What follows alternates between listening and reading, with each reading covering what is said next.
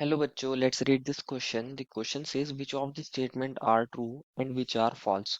A 90-degree rotation converts a staggered conformation of ethane into eclipsed conformation.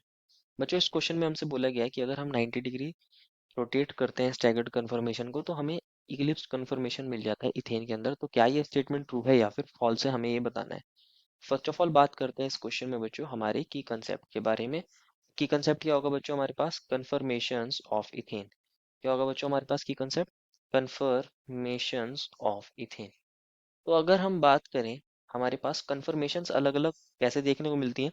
अगर हमारे पास carbon carbon के बीच में single bond हो और इसके अराउंड हम रोटेशन करते हैं, इसके अराउंड हम क्या करते हैं बच्चों? रोटेशन करते हैं, रोटेशन कर रहे हैं। तो हमें अलग अलग कन्फर्मेशन अलग अलग स्ट्रक्चर देखने को मिलते हैं जिन्हें हम कन्फर्मेशंस बोलते हैं। तो इथेन कौन होता है? अगर हम इथेन की बात करें, इथेन होता है हमारे पास ये CH3 और CH3, ये हमारे पास कौन है बच्चों? ये इथेन है। अब इसके अंदर भी कार्बन कार्बन के बीच में सिंगल बॉन्ड है और इसके अराउंड हम रोटेशन करके हम अलग अलग कन्फर्मेशंस को ऑब्टेन कर सकते हैं। तो अगर हम बात करें, इसको हम न्यूमैन प्रोजेक्शन में दिखाते हैं। ये फर्स्ट कार्बन है मान लीजिए और ये सेकंड कार्बन है, ये कार्बन नंबर फर्स्ट, ये सेकंड, तो दोनों एक जैसे हैं यहाँ पर। तो हम जब न्यूमैन प्रोजेक्शन में दिखाते हैं इसको तो फर्स्ट वाले कार्बन को जो हमारा फ्रंट में है उसको हम डॉट से दिखाते हैं और जो पीछे की तरफ कार्बन है उसको हम एक सर्कल से दिखाते हैं। अब ये जो फ्रंट में कार्बन है इससे कौन अटैच है? तीन हाइड्रोजन अटैच है, तीन हाइड्रोजन अटैच है। और जो पीछे कार्बन है उस कार्बन से भी कौन अटैच है? तीन हाइड्रोजन अटैच है। तो उसको हम ऐसे दिखा सकते हैं, एक हाइड्रोजन ये रहा, एक हाइड्रोजन ये रहा, एक हाइड्रोजन ये रहा।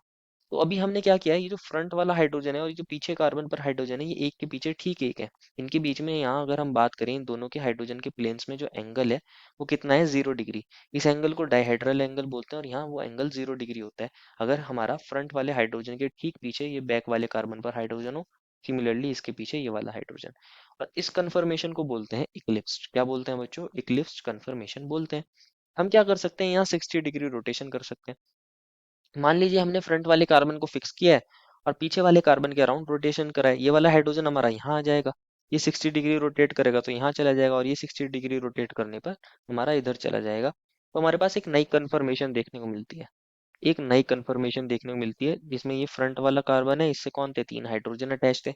इनको हमने अभी क्या किया है बच्चों? फिक्स रखा है, अपनी पोजीशन पर इनको फिक्स रखा है। बस पीछे वाले कार्बन के अलोंग क्या किया है हमने? रोटेशन किया है। तो हमारा ये हाइड्रोजन आ जाएगा यहाँ पर, एक हाइड्रोजन आ जाएगा यहाँ पर, एक हाइड्रोजन यहाँ आ जाएगा। तो अगर बच्चों अब आप देखोगे इस वाले हाइड्रोजन और इस वाले हाइड्रोजन के प्लेन्स में जो एंगल होता है वो कितना हो गया? 60 डिग्री, 60 डिग्री। और इस कंफर्मेशन को बोलते हैं स्टैगर्ड कंफर्मेशन। क्या बोलते हैं बच्चों? Staggered confirmation.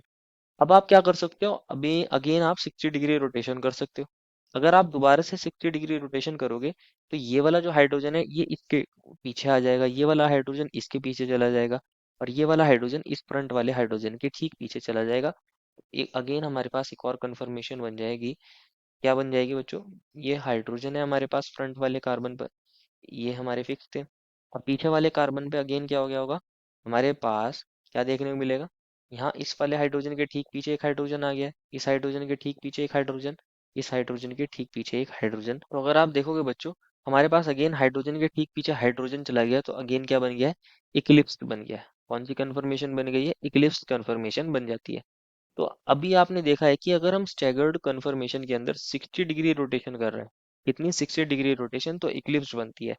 अब क्वेश्चन ने कहा था क्या 90 डिग्री रोटेशन करने पर इक्लिप्स बनती है? तो इसको भी देख लेते हैं। अगर हम 90 डिग्री रोटेशन करें, अगर हम 90 डिग्री रोटेशन करते हैं बच्चों तो हमारे पास ये कन्फर्मेशन देखने को मिलती है। ये फ्रंट वाला कार्बन है और इससे तीन हाइड्रोजन तो ये फिक्स थे। अब हमने क्या किया है? 90 डिग्री रोटेशन किया है, 90 डिग्री रोटेशन किया है। तो बच्चों अगर आप ये देखोगे ये वाला जो एंगल होता है ये 60 डिग्री होता है। सिमिलरली इन दोनों हाइड्रोजन के बीच में ये 60 डिग्री एंगल है और यहाँ से लेके यहाँ तक ये एंगल भी 60 डिग्री होता है। क्वेश्चन ने कहा है 90 डिग्री रोटेशन करना है। दैट मीन्स अगर मैं इस वाले हाइड्रोजन की बात करूँ, मान लीजिए मैं इस वाले हाइड्रोजन की बात कर रहा हूँ और इसके अलोंग मैं क्या कर रहा हूँ? 90 डिग्री रोटेशन कर रहा हूँ। तो ये हाइड्रोजन 90 डिग्री करने पर रोटेट कहाँ पर आ जाएगा? यहाँ से लेके यहाँ तक 60 डिग्री और यहाँ पूरा 30 था तो इसके मिडल तक आएगा, यहाँ तक आएगा इस पॉइंट तक। तो यहाँ 90 डिग्री होगा तो हमारे पास ये हाइड्रोजन यहाँ पर आ जाएगा कहीं पर। सिमिलरली एक हाइड्रोजन हमारा यहाँ पर चला जाएगा और एक हाइड्रोजन हमारा यहाँ पर चला जाएगा। तो ये 90 डिग्री रोटेशन करने पे हमें एक कंफर्मेशन मिली है। क्या यहाँ फ्रंट वाले हाइड्रोजन के ठीक पीछे हाइड्रोजन है? नहीं। तो क्या ये इक्लिप्स्ड है? नहीं, ये हमारा इक्लिप्स्ड कंफर्मेशन नहीं होती है, ये नॉट इक्लिप्स्ड है, नॉट इक्लिप्स्ड, नॉट इक्लिप्स्ड। तो बच्चों हमें जो इक्लिप्स्ड कंफर्मेशन मिलती है स्टैगर्ड से, वो 60 डिग्री रोटेशन पर मिलती है, 90 डिग्री रोटेशन पर नहीं मिलती। तो जो हमारी स्टेटमेंट है वो फॉल्स हो जाएगी। therefore final answer is the given statement is false. I hope you understood it well and best of luck.